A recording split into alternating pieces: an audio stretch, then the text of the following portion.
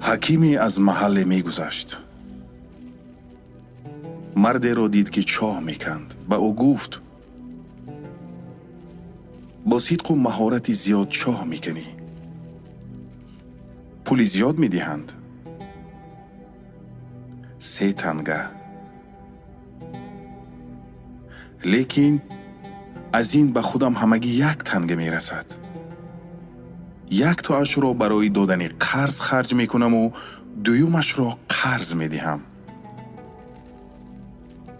پس چی ضرورت است که قرض بکنی و باز قرض دهی؟ پرسید حکیم. گپ در آن است که پدرم مرا تربیت کرد و پیر شد.